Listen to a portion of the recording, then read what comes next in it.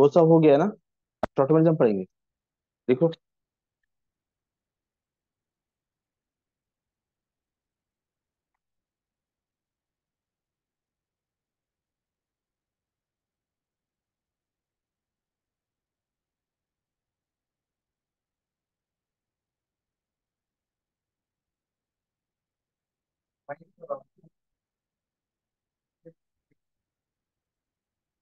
किसका?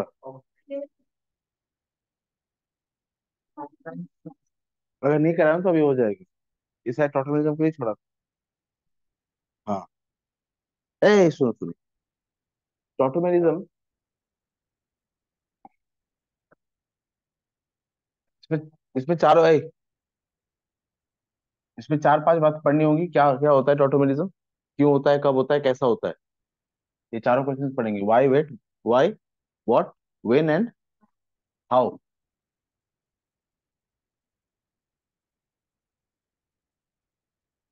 टोटोमेरिज्म और रेजोनेंस, ये अपेरेंटली देखने पे एक जैसे लगते हैं लेकिन दोनों अलग बातें, बिल्कुल ही अलग है। टोटोमेरिज्म रेजोनेंस डिफरेंस, इतना सब हमें पढ़ना है। और टोटोमेरिज्म में कुछ टाइप्स होते हैं। ओपन चेन टोटोमेरिज्म,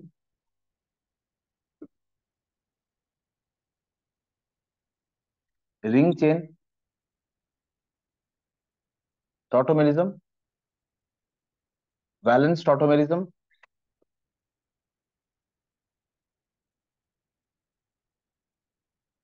और स्पेस टोटोमेरिज्म।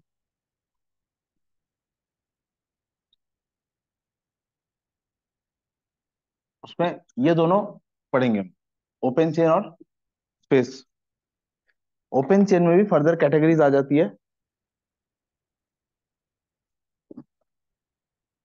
ओपन चेन में जो सबसे प्राइमरीली हम पढ़ेंगे वो पढ़ेंगे कीटो और इनॉल। फिर पढ़ेंगे नाइट्रो, एसिनाइट्रो, मतलब बेसिकली आइसोनाइट्रो, नाइट्रोसो। अच्छा, वो जब पढ़ेंगे तब समझ आ जाएगा। अभी लिस्ट इसमें दो चार कैटेगरीज पढ़ेंगे। टोटोमेरिज्म होता क्या है? देखो। अच्छा, एक कार्बन ए बेंसन है। एक एटम जिसमें डबल बॉन्ड डायरेक्टली अटैच्ड हो उसको कहते हैं विनाइलिक। ये एक ही चीज आपको समझनी है, ये समझ लीजिए आप, टोटोमेरिज्म पूरा कंप्लीट हो गया। वो एटम जिसमें डबल बॉन्ड डायरेक्टली हो उसको कहते हैं विनाइलिक पोजीशन। डायरेक्टली हो। सी डबल बॉन्ड सी, ये विनाइलिक पोजीशन है। ये विनाइलिक पोजीशन है। अच्छा, इसको कहते हैं वो जो sp2। ये देख, इस कार्बन की चार वैलेंसी होती है। बाकी दो वैलेंसी में मान लो हाइड्रोजन है या मिथाइल है या फिनाइल है, कुछ भी है। इसने कितने सिग्मा बॉन्ड बनाए? यहाँ दो बॉन्ड है, पहला सिग्मा, ये पाई, ये सिग्मा और ये सिग्मा। इसने कितने सिग्मा बनाए? तीन। तीन सिग्मा बनाए, मतलब तीन ऑर्बिटल चाहिए हाइब्रिडाइज। और ये क्या हो गया? एक एस और दो पी, sp2। वो जो sp2 है वो विनाइलिक। अच्छा, वो जो sp3 है लेकिन sp2 से जुड़ा हुआ है, ये sp2 है। जिसपे डबल बॉन्ड डायरेक्टली हो वो sp2 है। बेशक लिख के आगे बढ़ जाना। जिसमें डबल बॉन्ड डायरेक्टली है वो sp2 है, और जिसमें एक भी डबल बॉन्ड नहीं है वो sp3। इसका पांच हो गया, इसका पांच हो गया।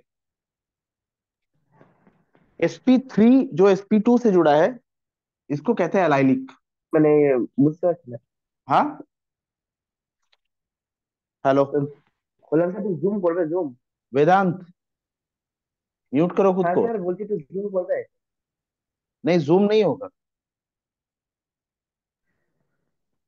ওকে।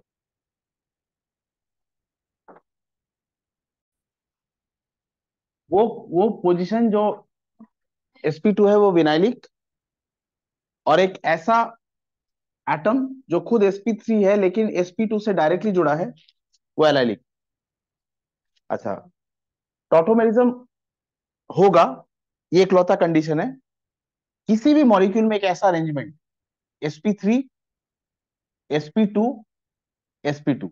बस ये अरेंजमेंट अगर कहीं पर है, वहां टॉटोमेरिज्म। देखो टॉटोमेरिज्म होगा कि नहीं, इसमें टॉटोमेरिज्म होगा। CH3, इसमें टॉटोमेरिज्म होगा, नहीं होगा। आप ये डिप्लोमेटिक आंसर क्यों? ये इसमें डबल बॉन्ड है, इसमें डबल बॉन्ड है, ये sp2 है, ये डबल बॉन्ड है, ये sp2 है, और ये क्या है, sp3। बेशक टॉटोमेरिज्म होगा। अच्छा इसमें कौन सा दूसरा आइटम? मैंने ऑक्सीजन की तो बात ही नहीं की, मैंने तो sp2 की बात की। मैंने ऑक्सीजन कहा क्या एक बार? इस डबल बॉन्ड होगा sp2। अच्छा इसमें टॉटोमेरिज्म होगा,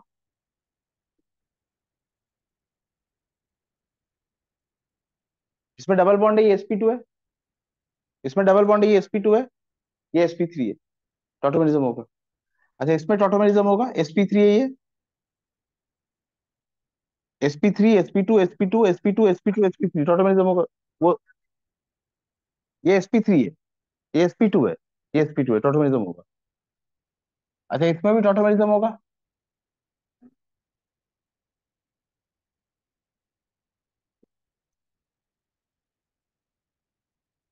फिर टॉटोमेरिज्म होगा।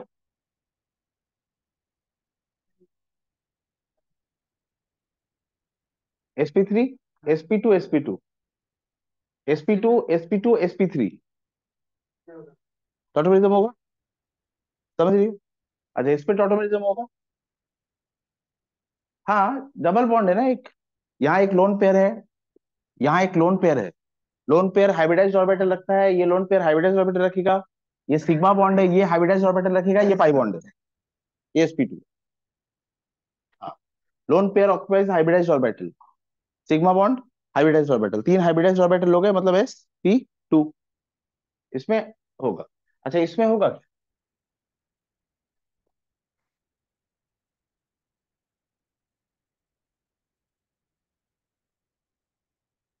इसमें होगा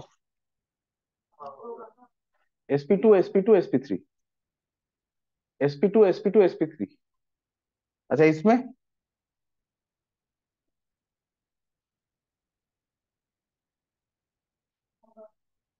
अभी बनाने तो दीजिए, फिर इसमें होगा। हाँ होगा, ये sp3 sp2 sp2 sp3 sp2 sp2, इसमें नहीं होगा। अरे allylic vinylic vinylic, sp3 sp2 sp2, ये पहली condition. And at least one hydrogen in the allylic position. हाँ in the sp3 hybridised atom. जो sp3 होगा बोलो, उसमें एक हाइड्रोजन कम से कम, एक, सिर्फ एक, मतलब पीरियोडिक टेबल का सबसे छोटा एलिमेंट वो होना पड़ेगा। हाइड्रोजन से छोटा कुछ है क्या? नहीं। और क्योंकि वो सबसे छोटा है, उसके माइग्रेशन एप्टीट्यूड में, नहीं, उसके माइग्रेशन एप्टीट्यूड का एक गेम शुरू हो जाता है। वो छोटा होता है ना, तो वो एक एटम से दूसरे एटम में माइग्रेट कर जाता है। और क्योंकि वो सबसे छोटा है, वही माइग्रेट करता है। Baby element of the periodic table hydrogen. Clear हो गया? अच्छा यहाँ ये sp3 है, इसमें एक भी हाइड्रोजन नहीं है, ये sp3 इसमें एक भी हाइड्रोजन, जबकि इसमें sp3 sp2 sp2 है। अच्छा पहले आप देखेंगे sp2 sp2 sp3 कंडीशन है, फिर आप देखेंगे sp3 मतलब जो एलाइलिक पोजीशन है उसमें एक हाइड्रोजन है कि नहीं, तो उसको नाम देते हैं allylic hydrogen. There should be allylic position, there should be allylic atom, and there should be at least one allylic hydrogen. अच्छा इसमें कितने एनालिक हाइड्रोजन है? sp3 sp2 sp2, ये दो हाइड्रोजन, ये कितने हो गए, तीन हाइड्रोजन, और यहाँ पर नहीं है, यहाँ कुल पांच एनालिक हाइड्रोजन। तो यहां से भी हो सकता है, यहां से भी हो सकता है। वैसे आप अब आप देख सकते हैं यहाँ पर तीन एनालिक हाइड्रोजन। बोलो। हाँ यहाँ पे होगा, ये देख sp3 sp2 sp2, यहाँ तो एनालिक हाइड्रोजन है ना? नहीं। ये समझे? अच्छा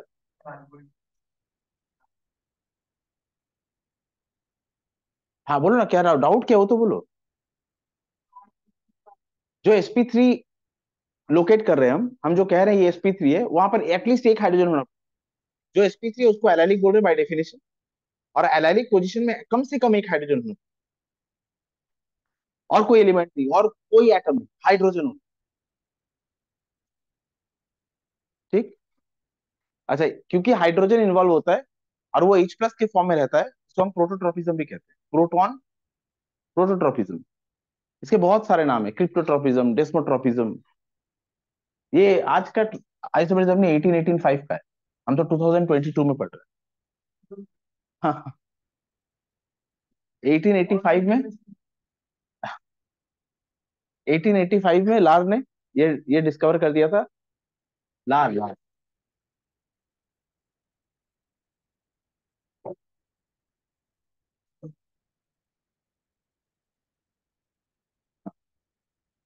मेंशन बात समझ आए। ऑटोमेटिज्म होने के कंडीशंस की बात करी, सारे कंडीशन एक तरफ रख दो, यही दो बातें बस। एक अरेंजमेंट होगा sp2 sp3, और sp3 जो उसको एलाइलिक बोल रहे हैं, उस sp3 में एटलीस्ट एक हाइड्रोजन होना पड़ेगा, और टॉटोमेरिज्म हो गई।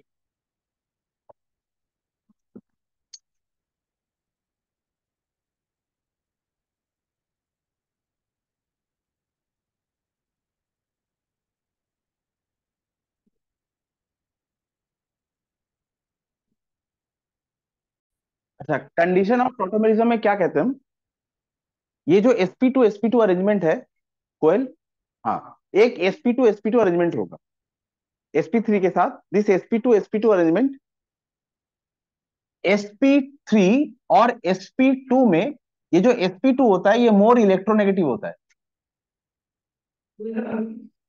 क्योंकि इसमें परसेंटेज एस कैरेक्टर 33 होता है, वो याद है, और इसमें परसेंटेज एस कैरेक्टर 25 होता है। अब more the S character more is the electronegativity, मतलब sp3 के साथ जब भी sp2 एलिमेंट होगा, sp2 ये मोर इलेक्ट्रोनेगेटिव होने की वजह से इलेक्ट्रॉन को खींचेगा अपनी तरफ। This arrangement is known as electron withdrawing group.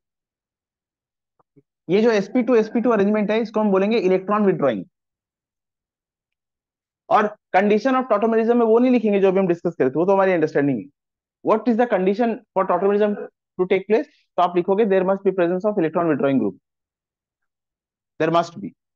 And जो मैंने अभी कहा कि there must be at least one allylic hydrogen, उसको लिखोगे there must be presence of at least one alpha hydrogen. Alpha hydrogen, ये जो इलेक्ट्रॉन विड्रॉइंग ग्रुप है,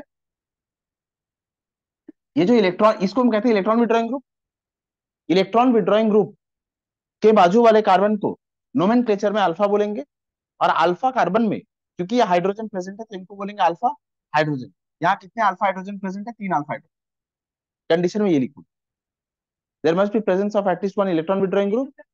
हाँ, अल्फा अल्फा लिखने का तरीका, वो लिखने में गलती हो गई। There must be presence of electron withdrawing group and there must be presence of at least one alpha hydrogen, this is the only condition for tautomerism to take place. हाँ, अब टॉटोमेरिज्म है क्या, वो समझते हैं।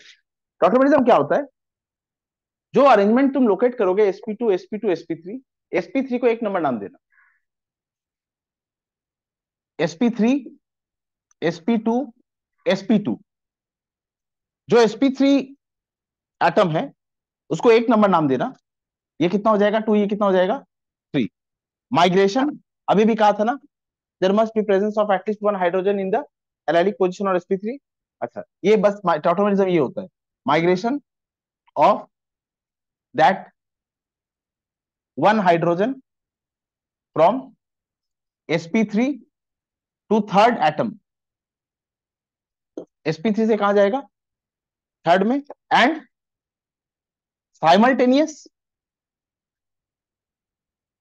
Simultaneous shifting of double bond from 2 3 to 1। बस इसको समझाता हूं इधर, CH3 CHO, यहाँ sp3 कौन सा है, एक ही लिखा है मैंने तो ये इधर भी CH3 लिखता तो वो भी sp3 हो जाता। जो sp3 है उसको एक नंबर नाम दो, 1। ये sp2 है, ये 2 हो जाएगा और ये 3 हो जाएगा।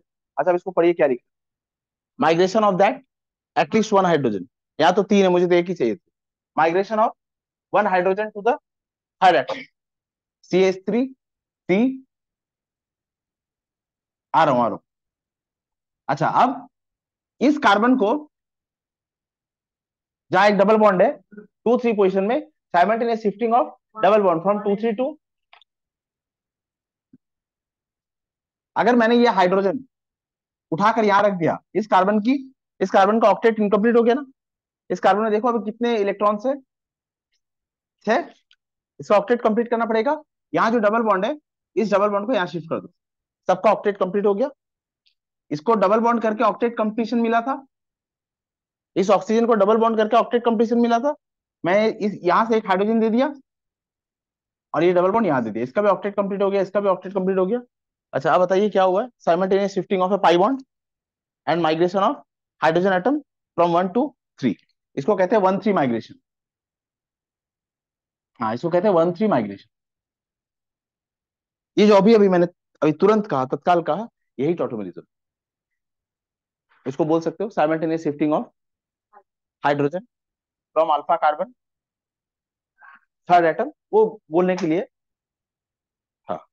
अच्छा, इस मॉलिक्यूल में CH3, इस मॉलिक्यूल में ये जो अभी हमने बात करी, वो क्या है आपको समझ आ गया ना। क्या करोगे, यहां से हाइड्रोजन उठा के यहां दे दोगे, ये डबल बॉन्ड यहां ले आओगे, CH2 डबल बॉन्ड COH।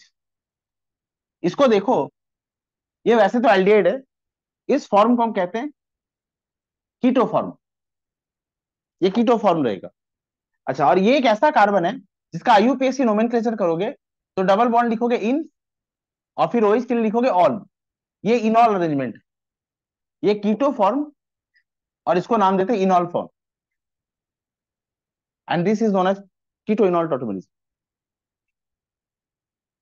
हाँ, इत नहीं, वो ईथ वाला हटा दो, इनॉल बोल रही हो ना तुम, वो लास्ट वाला पार्ट से हम बात करें। ये तो 4 कार्बन 5 कार्बन कुछ भी हो सकता है, प्रोपिनॉल butanol.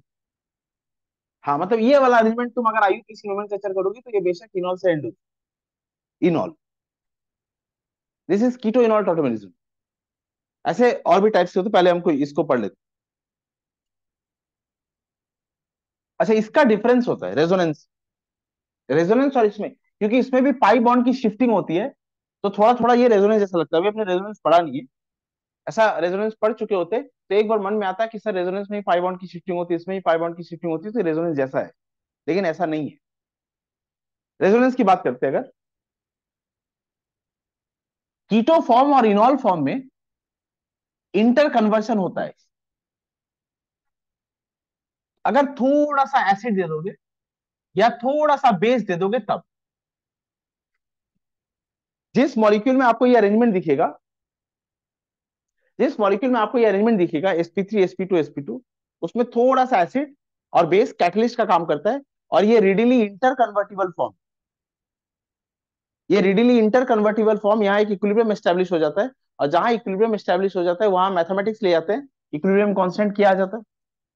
They both exist in equilibrium with each other. You can isolate, हमारे पास टेस्ट है जहां ये ग्रुप का टेस्ट मिलेगा हमें। अच्छा, यहाँ OH आ गया ना, OH आ गया ना, किसी मॉलिक्यूल में OH प्रेजेंट है में, उसका टेस्ट करने के लिए उसको हम एसिटाइल क्लोराइड से रिएक्ट करा देते हैं। अल्कोहलिक ग्रुप एसिटाइल क्लोराइड के साथ रिएक्ट कर जाता है, या ऐसे मैं बोल रहा हूँ, OH ग्रुप का कोई टेस्ट लेते हैं, एक ऐसा टेस्ट जो OH ग्रुप के प्रेजेंस को बता देगा। तो मैंने एक ऐसा टेस्ट किया जहां पर OH ग्रुप का मुझे पॉजिटिव टेस्ट मिला। मैंने ये मॉलिक्यूल लिया, ये एसिड के प्रेजेंस में था, मैंने एक बीकर में ये मॉलिक्यूल लिया, उसमें 2 बूंद एसिड दी। अच्छा, मुझे ऐसा लगता था कि यही मॉलिक्यूल प्रेजेंट है एल्डिहाइड, पर मैंने देखा कि वो मॉलिक्यूल एक्सीडेंटली OH ग्रुप का टेस्ट भी दे रहा है। बस मैंने पढ़ा कि ऐसा कैसे हो गया, तब मुझे पता चला कि इस मॉलिक्यूल को एसिड या बेस के प्रेजेंस में रखते ही ये इंटर कन्वर्ट हो जाता है। मैंने तो नहीं किया था, ये अपने आप इंटर कन्वर्ट हो गया, ये इनऑल स्ट्रक्चर बनाता है। अच्छा, एक ऐसा भी टेस्ट किया जहां कार्बन कार्बन डबल बॉन्ड अगर रहेगा तो उसका पॉजिटिव दे देगी, टेस्ट देगी, और ये भी शो कर रहा है। और यहीं से स्टार्ट हुई थी टॉटोमेरिज्म। अगर कभी भी किसी भी रिएक्शन मैकेनिज्म में, आगे पढ़ेंगे जब हम, इनॉल बन रहा है, तो इनॉल को नहीं छोड़ोगे, उसको कीटो फॉर्म में ले आओ। कीटो इनॉल टॉटोमेरिज्म में जब एक मॉलिक्यूल में कीटो फॉर्म है, उसमें एसिड या बेस दे रहे हैं, वो इनॉल में कन्वर्ट होगा, 99.9% कीटो फॉर्म रहेगा, 0.1% इनॉल फॉर्म रहेगा। ऐसा क्यों? C डबल बॉन्ड O इसकी bond energy C double bond C की बॉन्ड एनर्जी से ज्यादा है। कहने का मतलब है इसकी बॉन्ड एनर्जी इसकी बॉन्ड एनर्जी से ज्यादा है। मतलब इसको तोड़ने के लिए ज्यादा एनर्जी चाहिए, इसको तोड़ने के लिए कम एनर्जी चाहिए। अगर इसको तोड़ने के लिए कम एनर्जी चाहिए मतलब ये ज्यादा रिएक्टिव बॉन्ड है, ये कम एनर्जी में टूट जाएगा, मतलब ये ज्यादा रिएक्टिव बॉन्ड है। अच्छा, ज्यादा रिएक्टिव है मतलब लेस स्टेबल है। इसकी बॉन्ड एनर्जी ज्यादा है, इसको तोड़ने के लिए ज्यादा एनर्जी चाहिए, इसको तोड़ने के लिए ज्यादा एनर्जी चाहिए, मतलब ये लेस रिएक्टिव है। लेस रिएक्टिव है मतलब ये मोर स्टेबल है। अच्छा, 48, 363, 361, 343, इसको माइनस करो। 28, 28 किलो कैलोरी पर मोल। कितना आ रहा है? 18, 18 किलो कैलोरी पर मोल। ज्यादा स्टेबल है ये बॉन्ड, किलो कैलोरी। अब उसको जूल में करोगे, 4.186 से मल्टीप्लाई कर दो, ये बॉन्ड ज्यादा स्टेबल है। ये इस बॉन्ड की एनर्जी और इस बॉन्ड की एनर्जी माइनस किया, ये ज्यादा स्टेबल बॉन्ड है। मतलब इस बॉन्ड को तोड़ने के लिए तुम्हें एनर्जी चाहिए होगी 343, और इस बॉन्ड को तोड़ने के लिए तुम्हें एनर्जी चाहिए होगी 361। मतलब इसको 18 किलो कैलोरी पर मोल ज्यादा एनर्जी देनी पड़ रही है, मतलब ये लेस रिएक्टिव है, इसको रिएक्ट कराने के लिए ज्यादा एनर्जी प्रोवाइड करनी पड़ रही है, मतलब ये ज्यादा स्टेबल है। अच्छा, आप बताइए, एक ज्यादा स्टेबल से एक लेस स्टेबल में मॉलिक्यूल अपने आप क्यों हो जाएगा? इसलिए इसका इसका इक्विलिब्रियम में कंट्रीब्यूशन ना के बराबर है, 0.1%, और इसका इक्विलिब्रियम में कंट्रीब्यूशन 99.9% है। बॉन्ड एनर्जीज के ऊपर ये बेस्ड है। अच्छा, तो फिर हमेशा कीटो फॉर्म ज्यादा रहेगा। अच्छा, ऑल और ऑलमोस्ट ऑल में डिफरेंस पता है ना आप लोगों को? ऑल और ऑलमोस्ट ऑल, जब मैं कहता हूं ऑलमोस्ट ऑल, एक तो मैं कहता हूं ऑल और एक मैं कहता हूं ऑलमोस्ट ऑल, इसमें डिफरेंस समझ आता है? Almost all keto form exist, enol contribution of enol in almost all keto compounds. फिर से सुनो, in almost all keto forms,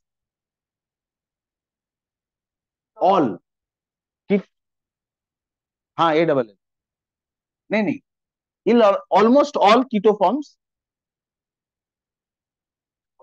this, in almost all keto enol forms, keto forms dominate than enol form. लिखा रहा हूं, सुन तो लो दो चार बात, फिर लिखने में मजा आएगा। जब भी कीटो इनॉल टॉटोमेरिज्म होगा, कीटो फॉर्म और इनॉल फॉर्म डोमिनेट करेगा। In almost all keto enol tautomerism, keto form dominates over enol. In almost all keto enol tautomerism, keto form dominates over enol because of this bond energies. Keto form dominates 99, ये मानो 78% आया, ये 22% आया, ये 89%, ये 11%, इस तरह चलेगा। अच्छा, पर मैंने ऑल कहा है कि ऑलमोस्ट ऑल का है, मतलब कुछ एक्सेप्शन होंगे। इनॉल फॉर्म डोमिनेट करेगा, इनॉल फॉर्म डोमिनेट करेगा, इसके सिर्फ चार कंडीशन है सच।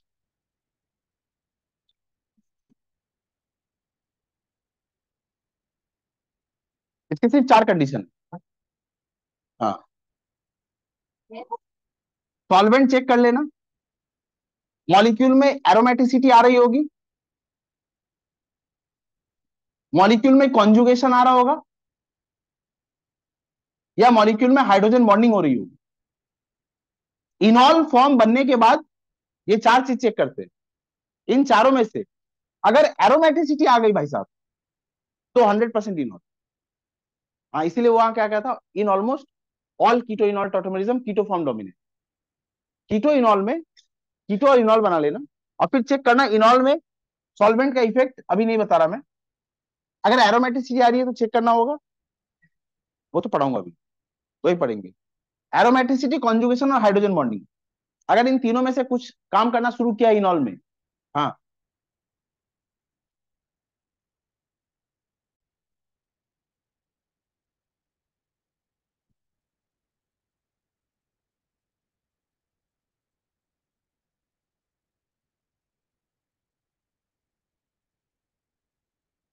है बच्चा लोग, अच्छा बताइए कहाँ कहाँ टॉटोमेरिज्म है आप एक्सपेक्ट कर सकते हैं, कहाँ कहाँ एक्सपेक्ट कर सकते हैं ये जो अरेंजमेंट है।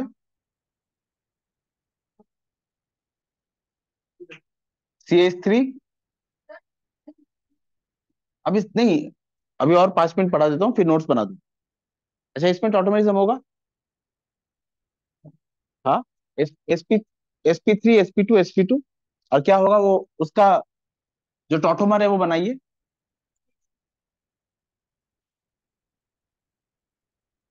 अच्छा इक्विलिब्रियम में जिसका कंट्रीब्यूशन ज्यादा रहेगा उसके तरफ ये साइन बड़ा रखेंगे, जिसका कंट्रीब्यूशन कम रहेगा उसके साइन को छोटा रखेंगे। Exactly exactly. अगर यहाँ ऐसे कर दिया तो इसको ऐसे कर देते हैं। हाँ, इक्विलिब्रियम बनेगा ना, और कीटो फॉर्म का कंट्रीब्यूशन ज्यादा रहेगा,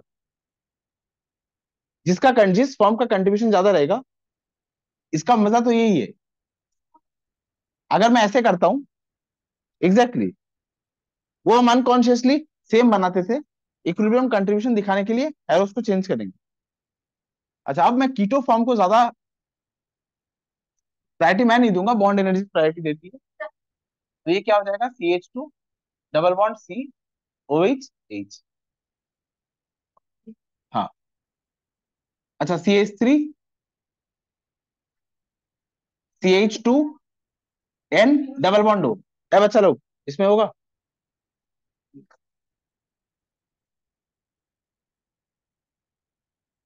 CH3 CH2 N, ये sp2 है, ये sp2 है, ये sp3 है। अच्छा जो sp3 है उसको एक नंबर नाम, ये 2 ये 3, simultaneous shifting of at least one hydrogen from allylic और sp3 to third, and shifting of pi bond from 2 3 to 2 1। तो इसका CH3 CH double bond NOH। बच्चों जब सेकेंडरी सफिक्स फंक्शनल ग्रुप का लिस्ट लिखा था, उसमें सफिक्स प्रीफिक्स लिख रहे थे, तुम्हें याद होगा NO2 के लिए लिखा था नाइट्रो, और NO2 के नीचे लिखा था NO, उसको लिखा था नाइट्रोसो, ये लिखा था। अच्छा इस फॉर्म को मैं क्या बोलूंगा, नाइट्रोसो, ये नाइट्रोसो है। अब एमोनिया, ये नाइट्रोसो है ना। हाँ। अब एमोनिया के कुछ डेरिवेटिव की बात करते हैं, इसको कहते हैं अमोनिया। एमोनिया के एक हाइड्रोजन के बदले में OH आ जाएगा, इसको कहते हैं हाइड्रोक्सिल अमीन। ये हो जाएगा हाइड्रोक्सिल, OH के लिए हाइड्रोक्सिल, और ये NH2 हमें पता है अमीन, दिस इज हाइड्रोक्सिल अमीन। अच्छा NH2, यहां एक और NH2, इसको कहते हैं हाइड्राजिन। एमोनिया मतलब डाई अमीन, ऐसे समझ लो डाई अमीन, ये क्या है, हाइड्रोक्सिल अमीन, ये amine amine, this is known as hydrazine.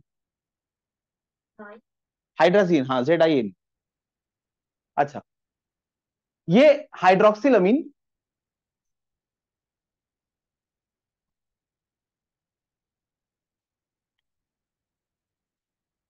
ये जब कंपाउंड बनाएगा तो ऑक्सिम्स बनते हैं, और ये जब कंपाउंड बनाएगा हाइड्राजोन्स बनते हैं। हाइड्रोक्सिल अमीन कंपाउंड बनाएगा, hydroxyl amine form oximes, and hydrazine form हाइड्राजोन्स।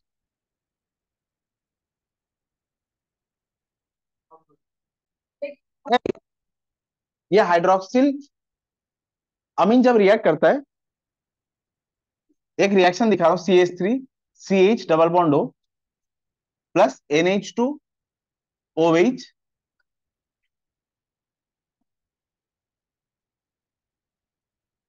Water, एक सिंपल वाटर मॉलिक्यूल का लॉस, ये कार्बन इस नाइट्रोजन के साथ डबल बॉन्ड बना लेगा ना, ये कंपाउंड होगा CH3, ये स्केलेटन ऐसा दिखेगा, CH3 CH double bond NOH, ऐसा दिखेगा। अच्छा ये जो कंपाउंड ये मुझे हाइड्रोक्सिल अमीन से मिलता है, and this skeleton we call as oximes. अच्छा आप बताइए इसको मैं क्या बोलूंगा, नाइट्रोसो, और इसको मैं क्या बोलूंगा, ऑक्सिम। और यहाँ भी वही सब हुआ है जो हम बात करते आ रहे हैं, sp3 से 1 नंबर से 3 नंबर में हाइड्रोजन गया है, और 2 3 से एक पाई बॉन्ड शिफ्ट किया है, मतलब ये टॉटोमेरिज्म तो है ही। अच्छा ये वाला कौन सा टॉटोमेरिज्म है, कीटो इनॉल। ये वाला कौन सा है, नाइट्रोसो ऑक्सिम। हाँ, नहीं वो मैं बता रहा था, यहाँ H2 फॉर्म नहीं करेगा, ये टॉटोमर बन जाएंगे। हाँ बोलो। ऑक्सीन। हाँ, ओ एक्साई एमीएस। रुक जा रुक जा, दिखाऊंगा दिखाऊंगा सब एक साथ, बस नोट्स बनाते जाऊंगा एक एक। इधर देख, CH3,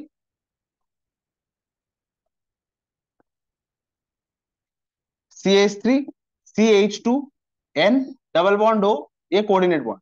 अच्छा यहाँ होगा टॉटोमेरिज्म, यहां से हाइड्रोजन यहाँ जाएगा, ये डबल बॉन्ड यहाँ जाएगा, CH3, CH, double bond N, OH, ये आ गया। अच्छा इसको क्या नाम देंगे? नाइट्रो। ये ग्रुप नाइट्रो है ना, और इसको कहते हैं एसी नाइट्रो या आइसो नाइट्रो, जो भी तुम्हारी मन है वो बोल देना। Nitro, aci nitro, nitro iso nitro, इसका नाम दिया है एसी नाइट्रो, ये नाइट्रो ग्रुप से एसी नाइट्रो बना। हाँ, ये डबल बॉन्ड हो है, और ये OH हो गया, ये डबल बॉन्ड यहाँ आ गया। हाँ अच्छा, ये भी टॉटोमेरिज्म है, लेकिन कौन सा वाला? नाइट्रो। हाँ अच्छा, यहाँ टॉटोमेरिज्म होगा, CH3,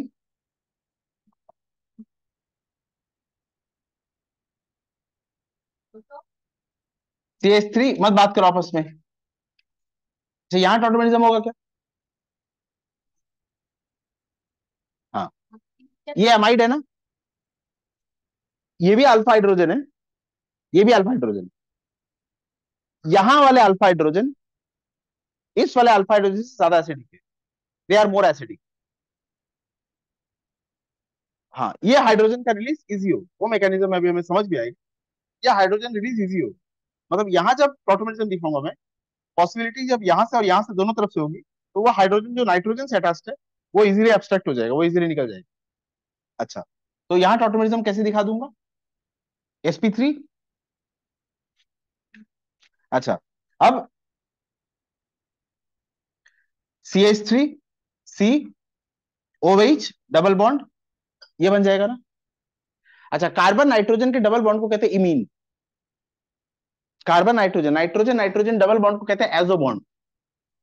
carbon nitrogen double bond को कहते हैं इमीन बॉन्ड। तो ये जो कार्बन नाइट्रोजन का डबल बॉन्ड है, ये इमीन बॉन्ड है, और ये OH, इसको अल्कोहल कहते हैं। बस इसका मिला जुला इस ग्रुप को हम कहते हैं इमिडॉल। इमिडॉल। हाँ, ये क्या है? अमाइड। ये अमाइड है, और ये क्या है? इमिडॉल। अच्छा, ये भी एक तरह का टॉटोमेरिज्म हो गया, अमाइड, इमिडॉल। एक और last.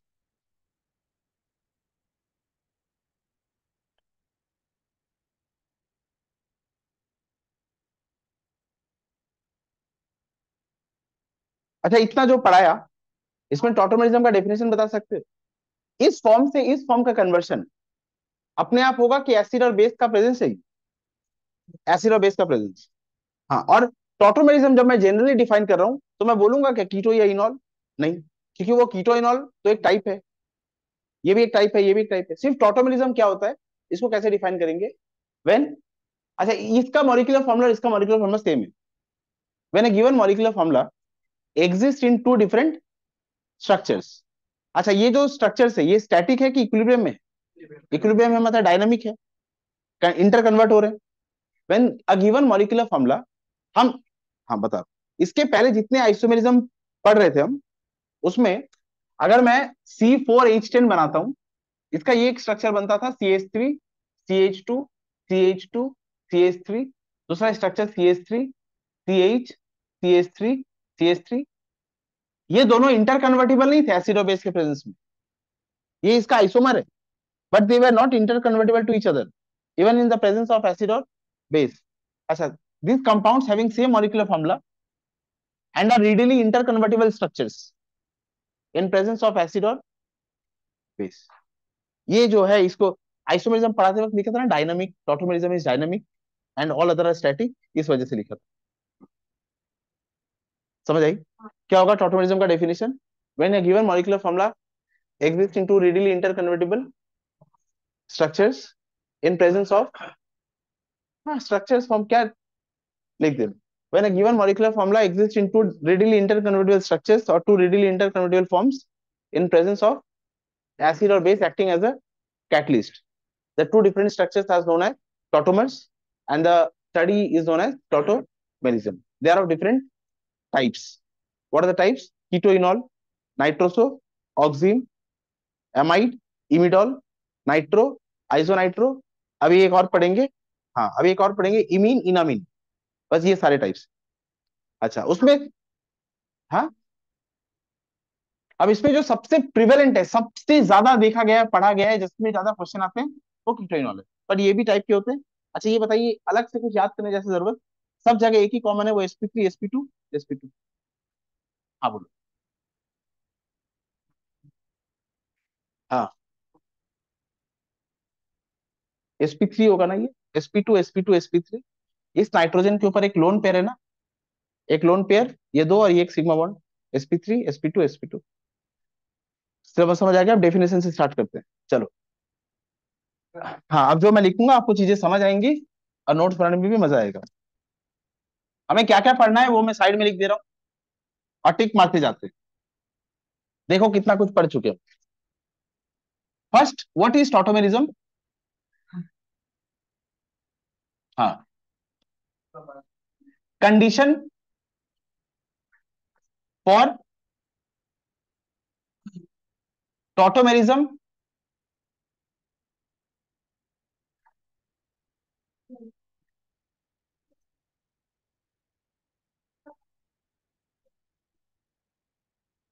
What is tautomerism, condition for tautomerism to take place.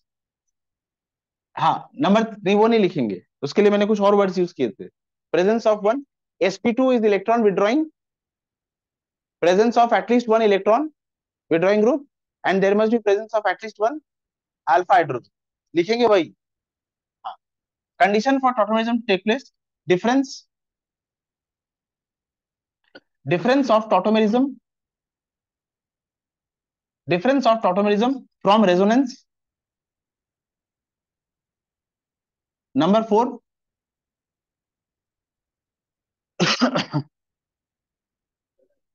different types, different types of tautomerism, ketoenol,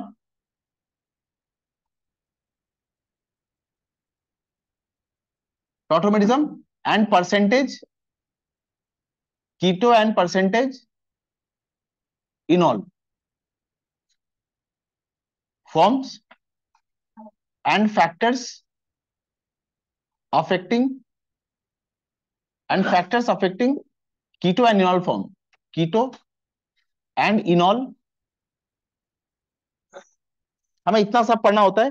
देखो सारे टॉपिक से रिलेटेड तुम्हें कुछ कुछ इंफॉर्मेशन मिल चुका है सिवाय इस 3 नंबर के। व्हाट इज टॉटोमेरिज्म, एक आइडिया ऑलरेडी मिल चुका है। अच्छा कंडीशन फॉर टॉटोमेरिज्म हम समझ चुके हैं। डिफरेंट टाइप्स ऑफ टॉटोमेरिज्म की बात हो गई है। कीटो इनॉल टॉटोमेरिज्म होता है, इसकी बात कर चुके हैं। उसमें कौन सा फॉर्म ज्यादा होता है? कीटो इनॉल फॉर्म डोमिनेट करेगा, उसके 4 फैक्टर्स देखने होते हैं हमें। सच में 4 थे। Conjugation, hydrogen bond. चलो लिखो टॉटोमेरिज्म का definition.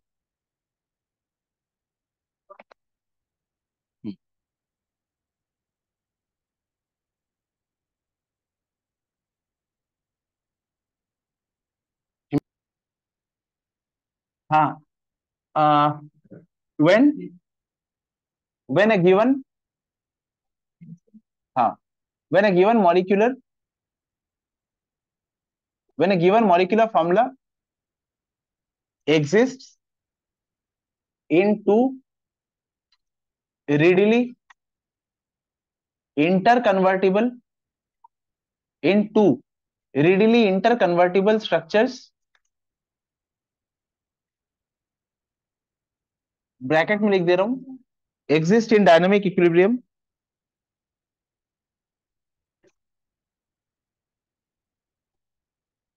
exist in dynamic equilibrium when a given molecular formula exists in two readily interchangeable structure in presence of H plus or OH minus acting as catalyst.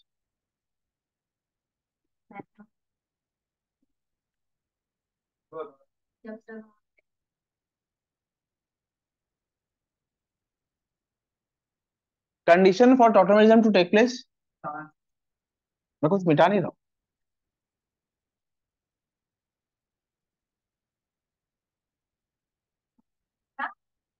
Equilibrium. Anushka, presence of electron withdrawing group.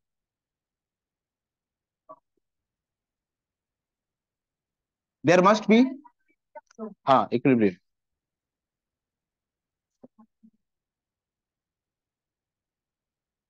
There must be presence of an electron withdrawing group, and number B, there must be presence of at least one. हाँ, there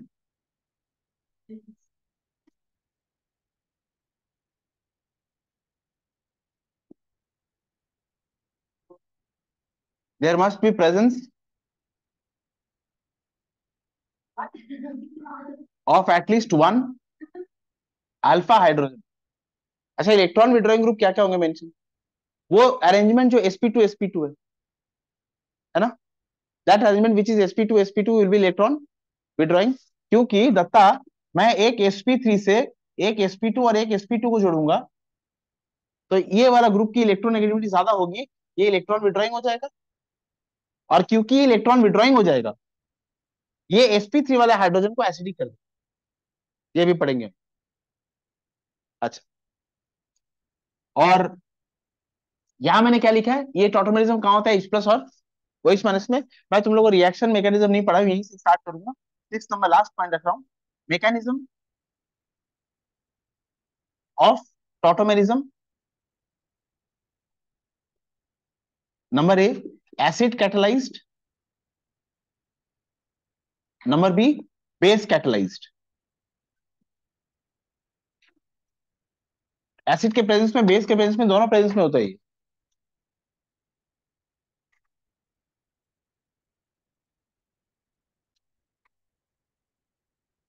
अच्छा, what may be the probable electron withdrawing groups.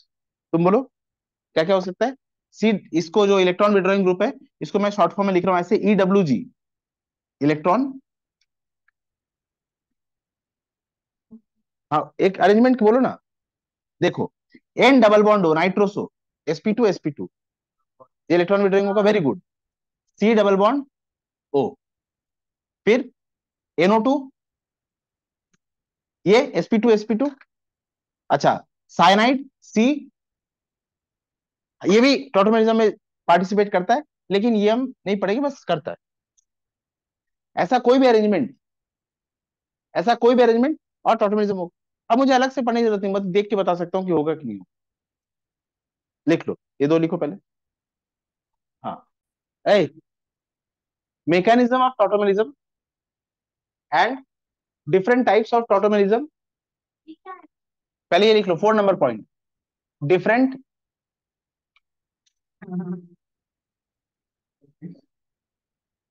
ये वाला 3rd number point बाद में लिखा रहा हूँ, किसी ऑर्डर में नहीं जा रहा हूँ, पॉइंट्स कवर कर रहा हूँ. Different types of tautomerism. Number A, keto इनॉल.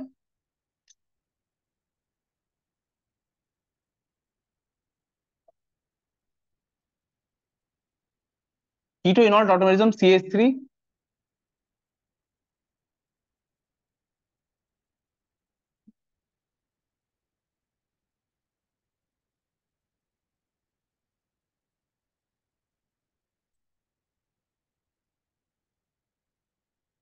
ये sp3 है, ये sp2, ये sp2.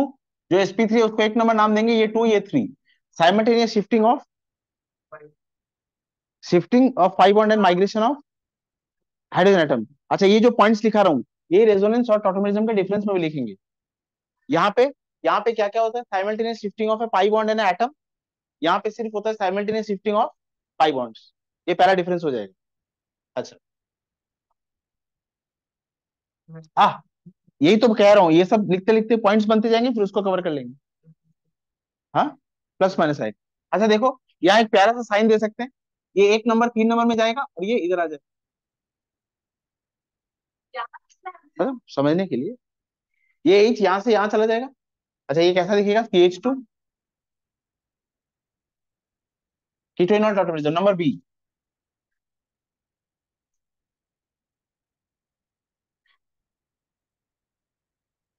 CH3 CH2। अनुष्का, इस फॉर्म को क्या नाम दिया है? नहीं, nitroso. sp3 sp2 sp2 sp3 1 2 3, simultaneous shifting of sp3, ये हो गया। CH3 CH double bond N, इसको क्या नाम दिया है?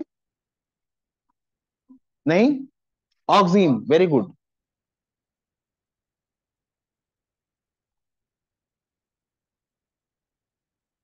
Nitroso oxime tautomerism. Number 3, CH3 CH2 N double bond O sp3 sp2 sp2 1 2 3, simultaneous shifting CH3 CH double bond N OH, nitro, aci nitro. 3 और 2 है।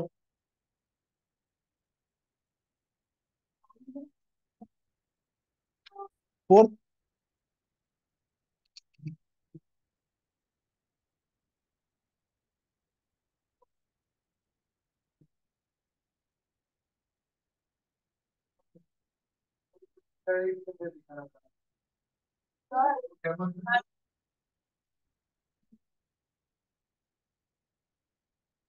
Number D.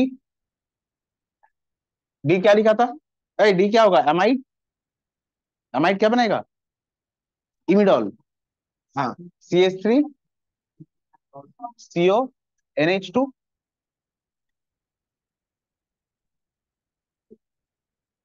CH3 कहां से बनाएंगे? ए, डबल बॉन्ड कहां से कहां शिफ्ट होगा? नाइट्रोजन से, आपकी बात।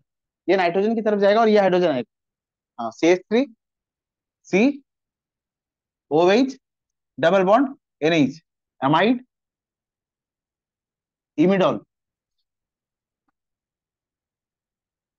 नंबर ई, ये वाला बेटा दो ना। अच्छा, इसका अरेंजमेंट कैसा रहेगा? sp2 sp2 sp3 1 2 3।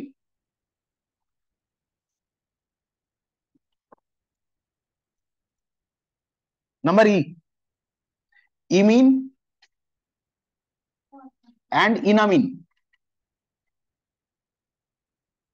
अच्छा, ये इनामीन कौन बताएगा, ये इनामीन क्या हो सकता है प्रोबेबली? इन, हाँ, एक डबल बॉन्ड होगा और अमीन NH2 होगा। इसको ऐसे लिखते हैं CH3 CH double bond CH और NH2, ऐसे लिख सकते हैं ना। इसका IUPAC करेंगे तो क्या आएगा, इन अमीन। हाँ, ये यही क्या बोलेंगे। अच्छा, अभी अभी तुम लोग कहा था कार्बन कार्बन डबल बॉन्ड को इन कहते हैं, नाइट्रोजन नाइट्रोजन डबल बॉन्ड को एजो कहते हैं, और कार्बन नाइट्रोजन डबल बॉन्ड को, लिख लो, लिख। Carbon carbon double bond ene, carbon nitrogen double bond imine, carbon carbon, अच्छा, nitrogen nitrogen double bond azo bond, मत बात करो आपस में। कार्बन सल्फर डबल बॉन्ड, इसको कहते हैं सल्फर वाइलाइट, इसको कहते हैं sulphur ylide. Carbon phosphorus double bond, carbon phosphorus double bond, इसको कहते हैं फॉस्फोरस पाइलाइट। इलाइड्स, इलाइड्स है, इलाइड्स, हेलाइड्स नहीं, जो बोल रहा हूँ सुनो, इलाइड्स। ये इसीलिए इसको वाइलाइट बोला। इस कार्बन सल्फर डबल बॉन्ड को इन इन बॉन्ड को कहते हैं इलाइट बॉन्ड। अब ये क्योंकि कार्बन सल्फर के साथ है इसलिए सल्फर बाइलाइट, कार्बन फास्फोरस के साथ है इसलिए sulphur ylide, sorry phosphorus ylides. अच्छा ये इन, ये इमिन, ये एजो, ये लिख लो।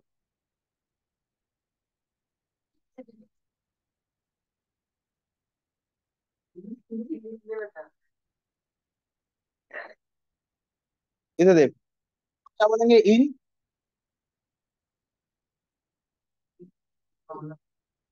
इनामिन, और arrangement sp3, sp2, sp2, sp3 से ये 1 2 3। क्या बताया था, नाइट्रोजन रहेगा वहां से हाइड्रोजन पहले आएगा, होगा तो यहां से भी बात सही है तुम्हारी।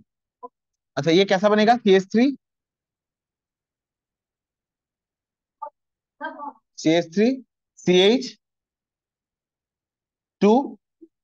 Double bond NH। अब बच्चा लोग इसका नाम क्या होगा, ये क्या आ गया, C double bond N। Carbon nitrogen के डबल बॉन्ड को क्या नाम दिया है, nitrogen nitrogen azo, carbon nitrogen imine, ये इमीन बन गया। तो ये आइसो, ये टॉटोमेरिज्म क्या हो गया, इमीन इनामीन। हाँ, इमीन इनामीन, ये हो गए टाइप्स ऑफ टॉटोमेरिज्म। क्या, एक ही तो बात है। अरे रीडिली इंटरकन्वर्टिबल फॉर्म्स, तुम जैसे तुमको समझ में याद रह जाता है वैसे, इमीन इनामीन।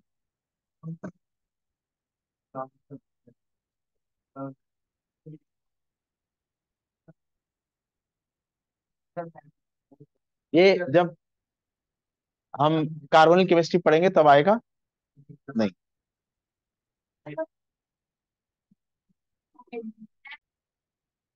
ये नंबर 6 है, ये पढ़ रहे हैं मैकेनिज्म।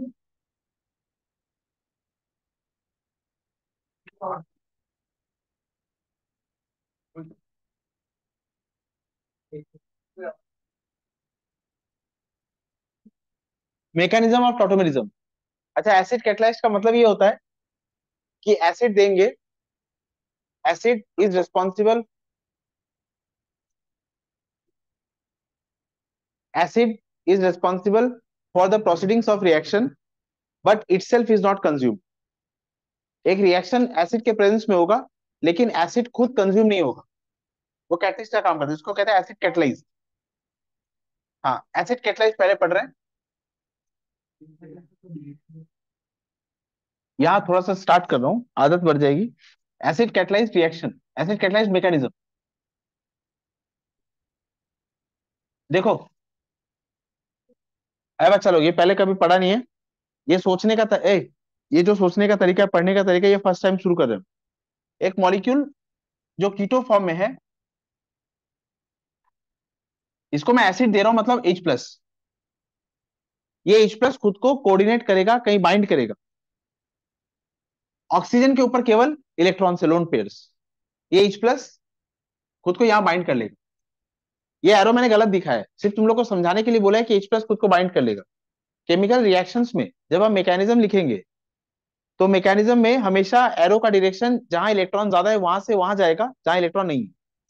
मतलब ये एरो मुझे कैसे दिखाना चाहिए, ऐसा, ठीक।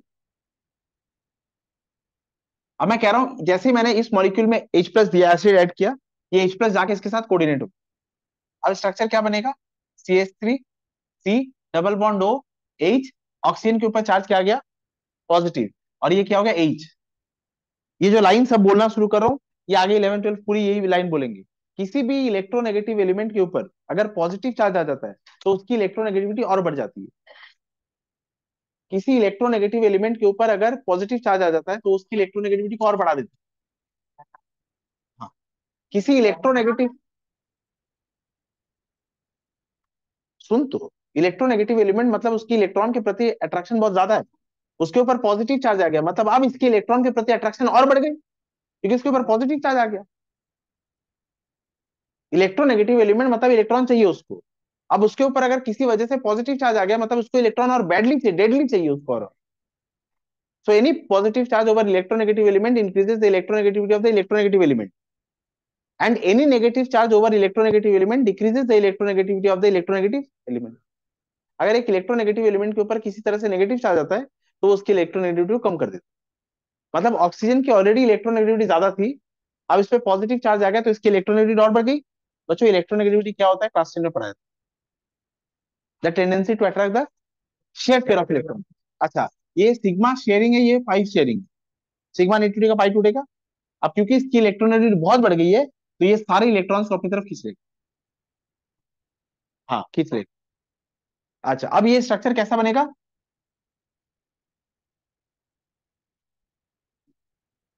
बच्चों CH3 COH, इधर ध्यान से देना। मैं से इधर देख, ये बॉन्ड अगर इधर टूट गया तो ये पॉजिटिव चार्ज शिफ्ट होकर ऑक्सीजन से किसके ऊपर आ जाएगा? कार्बन के ऊपर। ये जो पॉजिटिव चार्ज था, ये बॉन्ड टूट गया, मतलब ऑक्सीजन ने कार्बन के भी इलेक्ट्रॉन ले लिया, अब ये पॉजिटिव चार्ज शिफ्ट होकर कहाँ गया? कार्बन के ऊपर। ये बात समझा? अच्छा, यहां जो एरो यूज किया मैंने और यहां जो एरो यूज किया मैंने, ये दोनों अलग अलग। हाँ, ये जो एरो है, यहां सिर्फ पाई बॉन्ड की शिफ्टिंग करी है ना मैंने, ये रेजोनेंस है। अच्छा, यहां पर इक्विलिब्रियम यूज किया है। ये जो पॉजिटिव चार्ज है, अब इसको स्टेबिलाईजेशन चाहिए। इसको स्टेबिलाईजेशन कैसे मिलेगा? जहां पॉजिटिव चार्ज है उसको हम कहते हैं खाली ऑर्बिटल। ये कार्बन एक खाली ऑर्बिटल रखा है अपने पास, ये ऑर्बिटल खाली है। अच्छा, इसके बाजू में एक कार्बन होगा और उसके पास अगर किसी तरह से भरा हुआ ऑर्बिटल आ जाएगा तो ये बॉन्ड बना लेंगे। इस कार्बन को, सिर्फ इस कार्बन को स्टेबल करने के लिए, सिर्फ इस कार्बन को स्टेबल करने के लिए बच्चों,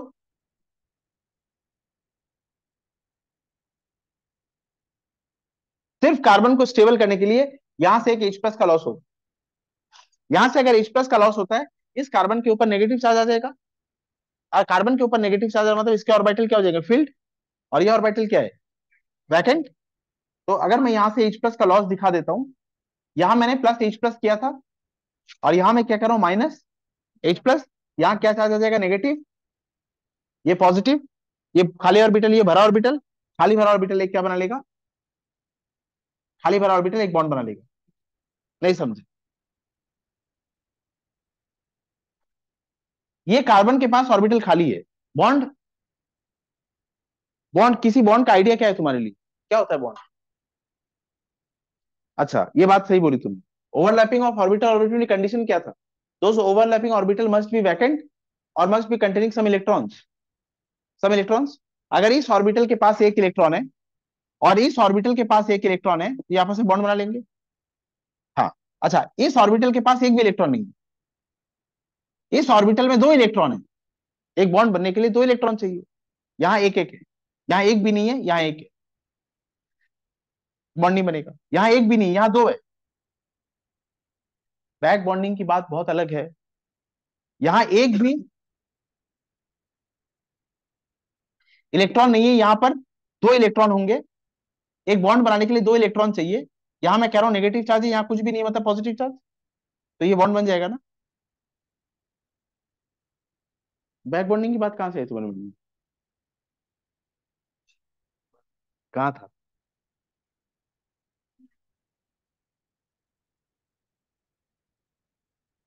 ये समझे? अच्छा, ये ऑर्बिटल यहाँ खाली है और यहाँ पर एक भरा हुआ ऑर्बिटल अगर आ जाता है तो ये बॉन्ड बना लेगा आपस में। ये बॉन्ड बन क्या? किसका? Sigma. Head to head sigma. और ये सारे पाई। अच्छा, इधर सुनो, थोड़ा लॉजिक लगाते हैं। यहाँ से H प्लस, यहाँ H प्लस आया था और यहाँ वो H प्लस लॉस हो गया ना। अच्छा, इसमें चेंज क्या हुआ है? कीटो फॉर्म इनॉल फॉर्म में आ गया, तो ये रिएक्शन क्या हो गया? Acid catalysed. अब एक बात देखो, इस पूरे मॉलिक्यूल में यहाँ पॉजिटिव चार्ज है, यहाँ एनर्जी बढ़ी है।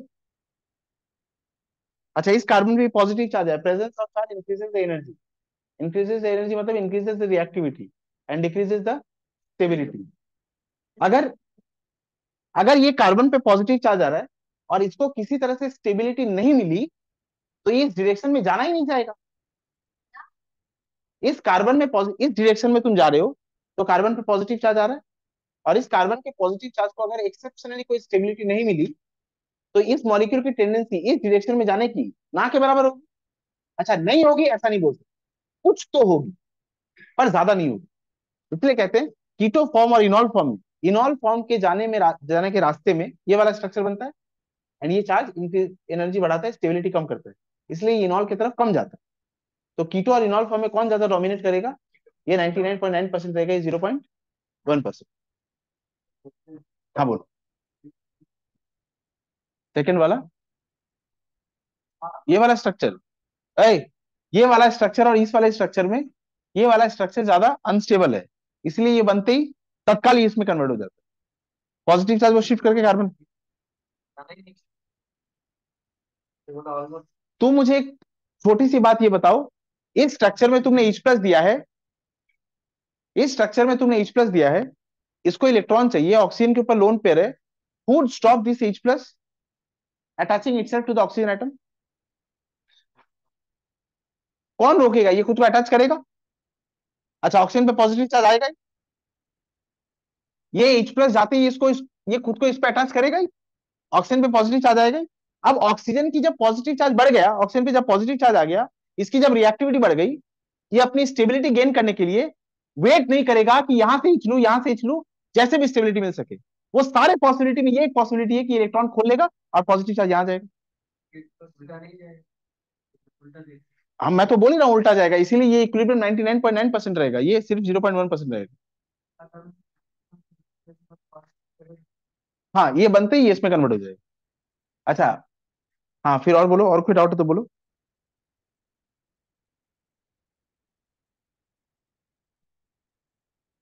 ये समझे मैकेनिज्म क्या था?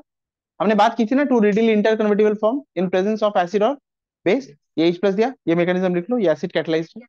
हाँ, बेस कैटलाइज्ड करेंगे। हाँ,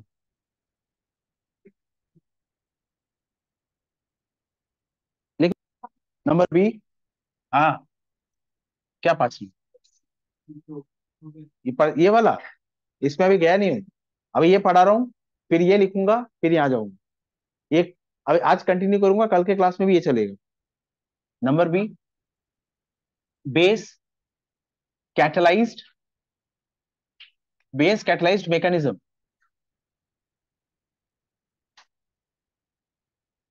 अच्छा है, कुछ नहीं, इधर देखो,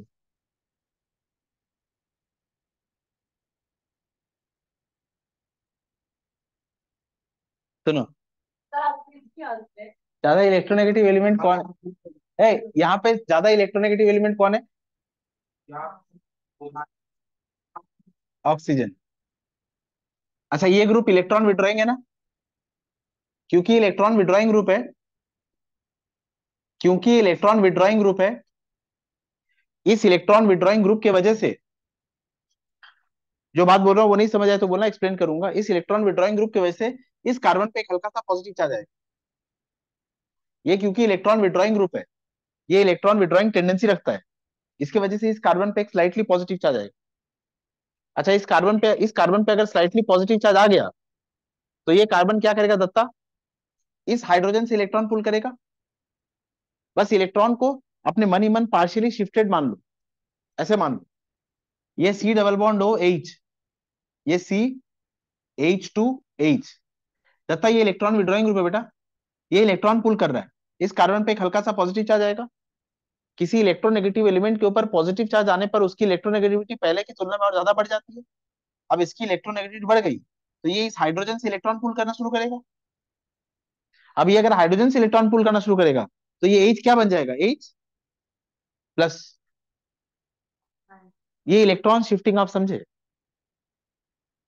इसने इलेक्ट्रॉन विड्रॉइंग टेंडेंसी दिखाई, इस कार्बन पे पॉजिटिव चार्ज आया, इस कार्बन पे पॉजिटिव चार्ज आना, ये इलेक्ट्रोनेगेटिव एलिमेंट, इसकी इलेक्ट्रोनेगेटिविटी और बढ़ गई, ये अब हाइड्रोजन से इलेक्ट्रॉन पुल कर लिया, और हाइड्रोजन क्या हो गया? एसिडिक। वो H कहाँ है यहाँ पर? ये एसिडिक हाइड्रोजन है, समझे? अच्छा, अब ये क्योंकि एसिडिक हाइड्रोजन है,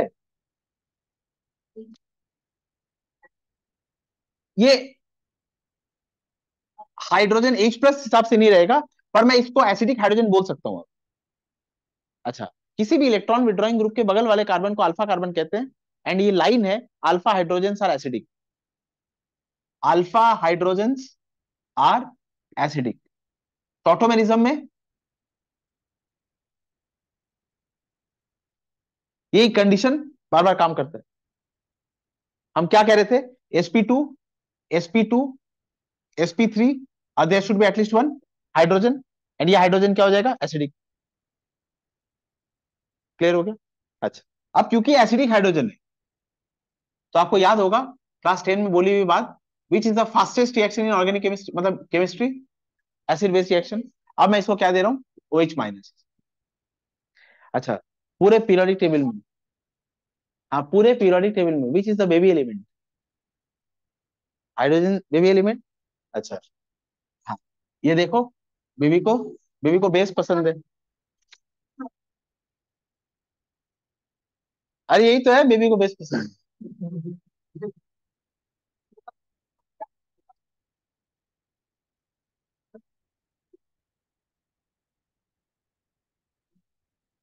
ये H2O बन जाएगा। रुक तो, इस कार्बन पे चार्ज क्या है ये बताइए।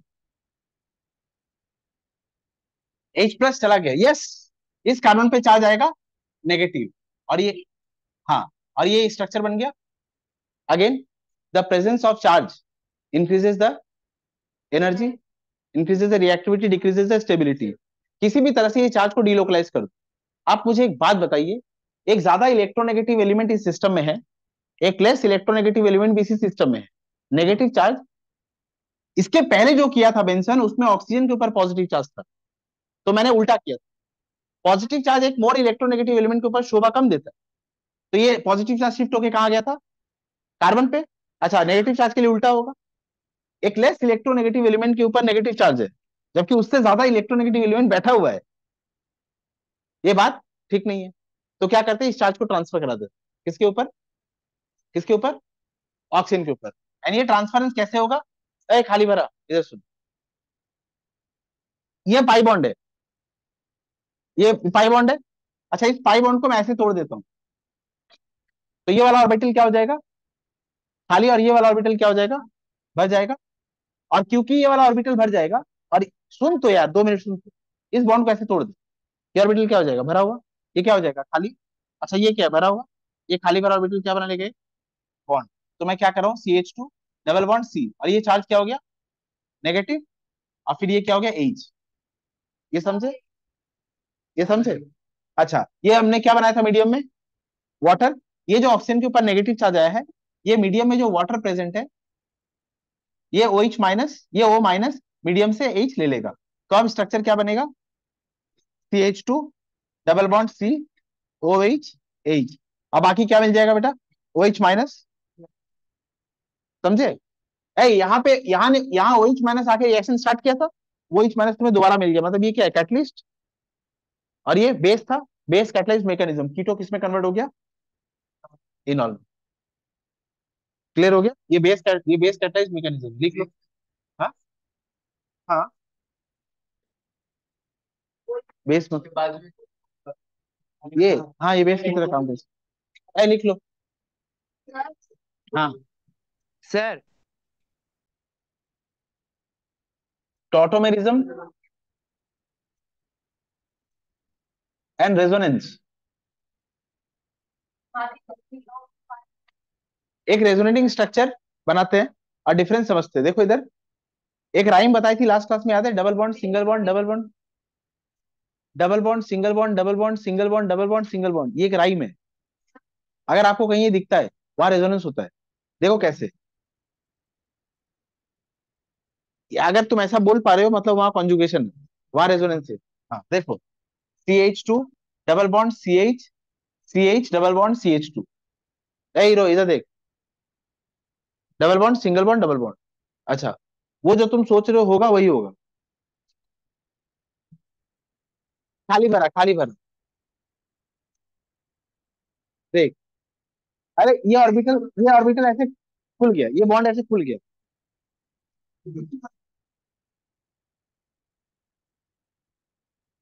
बॉन्ड्स इलेक्ट्रॉन से बनते हैं। इलेक्ट्रॉन को पार्टिकल माना है कि वेव माना है? हाँ, पार्टिकल वेव दोनों माना है। अब जब आप पार्टिकल मानते हैं तो आप लोकलाइज्ड मान सकते हैं। पार्टिकल मतलब वो लोकलाइज्ड है, किसी एक जगह पे फिक्स्ड है। लेकिन जब हम वेव मानते हैं तो वो डीलोकलाइज्ड है। हाँ, तो जब मैं ऑर्बिटल की बात करता हूं तो मैं सर्टेनिटी की बात करता हूँ कि प्रोबेबिलिटी की बात करता हूँ? प्रोबेबिलिटी। और जब मैं प्रोबेबिलिटी की बात कर रहा हूं तो मैं कह रहा हूं ये पाई बॉन्ड का मतलब क्या है। ऐसे देखो आप, ये है, ये दो इलेक्ट्रॉन क्लाउड जो इस बीच में है, मैं एक पॉसिबिलिटी मान रहा हूं कि एक पल के लिए वो इधर आ गए, शेयर्ड है, इधर आ गए। ये दोनों पॉसिबिलिटी, वो सारी पॉसिबिलिटी में एक पॉसिबिलिटी बता रहा हूं मैं कि ये इस तरह से खुल गया। अच्छा, अगर ये खुल गया, अब ये ऑर्बिटल क्या हो जाएगा? भरा हुआ। और ये ऑर्बिटल क्या हो जाएगा? खाली। अच्छा,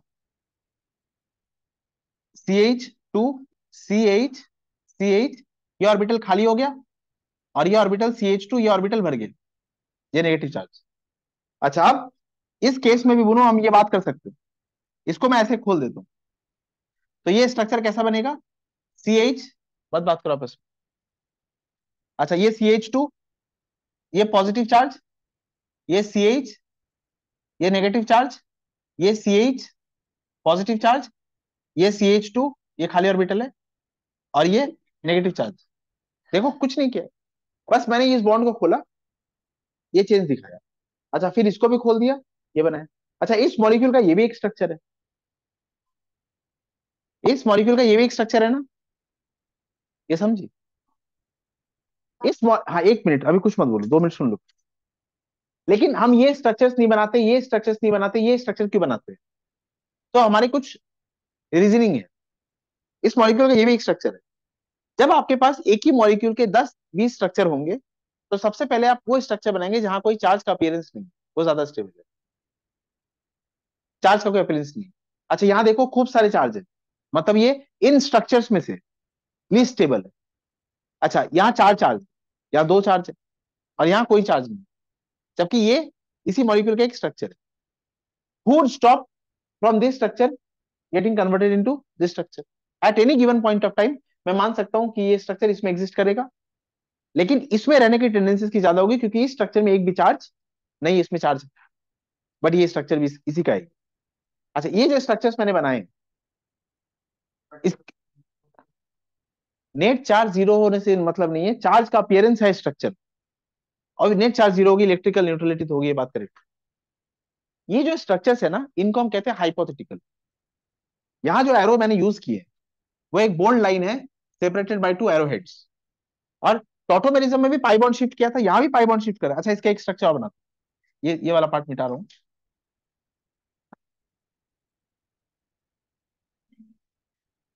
हाँ, ये रेजोनेंस का एक छोटा सा एग्जांपल दे रहा हूँ बस। ये खाली बार ऑर्बिटल एक बॉन्ड बना लेगा, तो इसको मैं ऐसे लिख रहा हूँ, CH2 plus CH double bond CH CH2 minus, ये भी इसका एक स्ट्रक्चर है। अच्छा, देखो क्या हुआ है, पाई बॉन्ड शिफ्ट हो गए ना, ये पाई बॉन्ड यहाँ आ गए ना, शिफ्टिंग ऑफ पाई बॉन्ड। यहाँ कोई हाइड्रोजन शिफ्ट हुआ है? अच्छा, ये क्या था? Double bond, double bond diene, ये अभी भी क्या है? इन। लेकिन टॉटोमेरिज्म में कीटो इनॉल में कन्वर्ट हो गया, और हमने फंक्शनल आइसोमेरिज्म में लिखा था। तुम फंक्शनल आइसोमेरिज्म की लिस्ट देखो, उसमें मैंने लिखाया था एल्डिहाइड कीटोन एंड इनॉल, देखो दे आर फंक्शनल आइसोमर्स। अच्छा, ये क्या है? इन, ये भी क्या है? इन। और फंक्शनल आइसोमरिज्म में हमने क्या लिखा था? डाइन और वाइन, ये इन इन ही है, मतलब यहाँ फंक्शनल ग्रुप चेंज नहीं होता है, वहां फंक्शनल ग्रुप चेंज होता है। 2-3 डिफरेंस तो यही मिल गए। अच्छा, इसमें tautomers have different functional group. और अनुष्का, ये जो सारे स्ट्रक्चर्स है बाबू, इनको हम कहते हैं कैनोनिकल स्ट्रक्चर्स। खुशी जी, ये जो सारे स्ट्रक्चर्स मैंने बनाए हैं, इनको हम कहते हैं कैनोनिकल स्ट्रक्चर्स और रेजोनेटिंग स्ट्रक्चर्स। कैनोनिकल स्ट्रक्चर्स और रेजोनेटिंग स्ट्रक्चर्स, दिस रेजोनेटिंग और canonical structures can not be separated. इनको सेपरेट करना मुश्किल है। ये हाइपोथेटिकल है, पेन पेपर में हम पॉसिबिलिटीज बनाते हैं ये वो वाले स्ट्रक्चर से। हमारे पास अभी भी इतनी एडवांस टेक्निक्स नहीं है कि इस स्ट्रक्चर को हम इसमें अरेस्ट कर सकते हैं। ये स्ट्रक्चर इसमें आता होगा, ये हम पेन पेपर में थ्योरी में लिखते हैं। ये स्ट्रक्चर इसमें आता होगा, इतने कम टाइम के लिए आता होगा Datta. We don't have any instrument so specific, so advanced that can arrest this structure. But ऐसा नहीं होता है, हम रूल आउट नहीं कर सकते। सारे एविडेंसेस है कि ये बनता होगा, बस हम इसको अरेस्ट नहीं कर पा रहे। तो अभी हम लिखते हैं they are hypothetical, they are theoretical, these are theoretical structures, but tautomers they are for real, they are real. Tautomers they are real. Ketone को हम आइसोलेट कर सकते हैं, अरेस्ट कर सकते हैं, इनॉल फॉर्म को भी अरेस्ट कर सकते हैं, आइसोलेट कर सकते हैं। Tautomers are for real, canonical structures are theoretical और हाइपोथेटिकल। हाँ, in tautomerism there is simultaneous shifting of pi bond and baby element hydrogen, and in resonance there is only simultaneous shifting of pi bonds. Acha, in tautomers functional groups are different. Here the functional group remains same. They cannot be, they can be separated, they cannot be separated. Difference समझ आ गया? लिख लो। अच्छा, they are represented by a single bold line with two arrowheads and they are represented by equilibrium sign. लिखो tautomerism simultaneous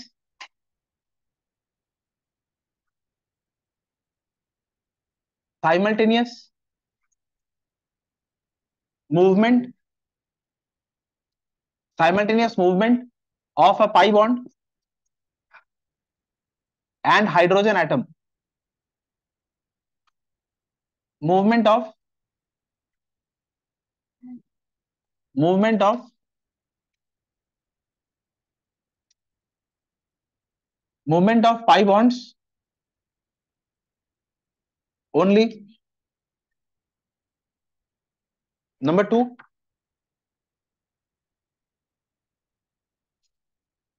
in tautomers functional groups are different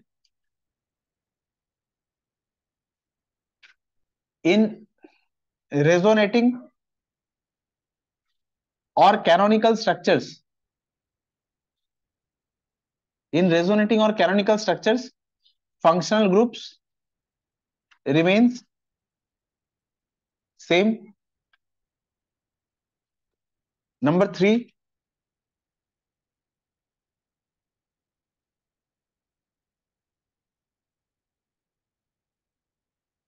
they are real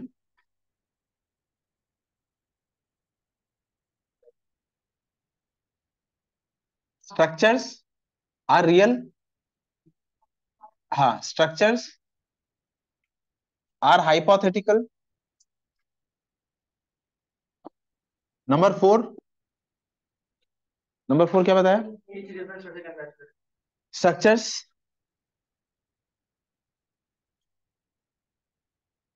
can be isolated. Number four, not isolable. Number five, अच्छा काफी,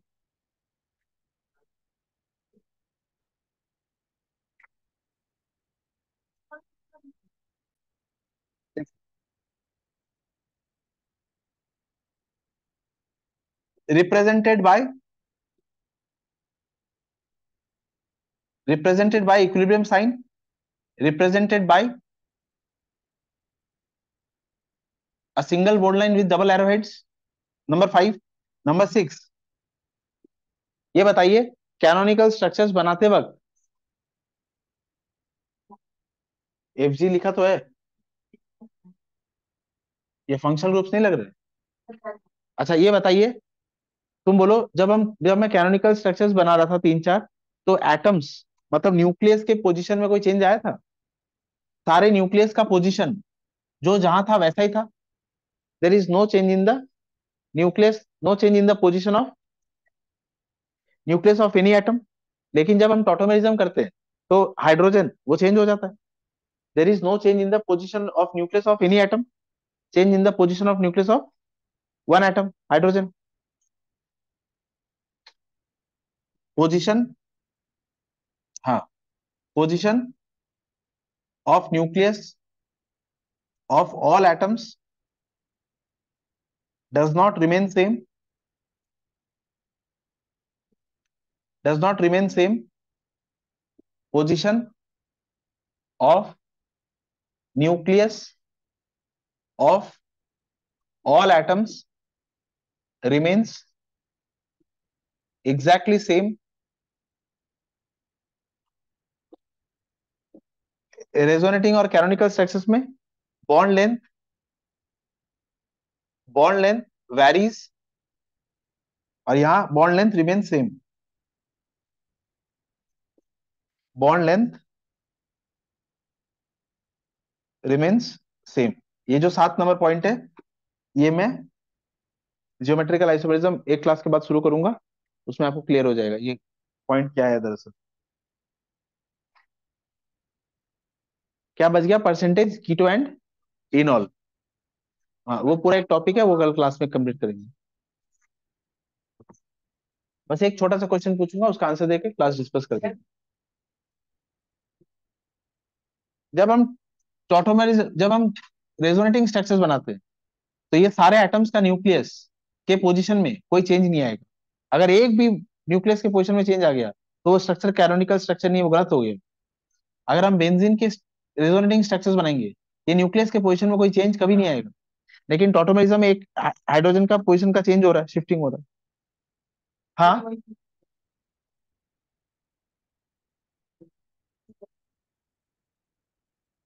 हाँ बोलो।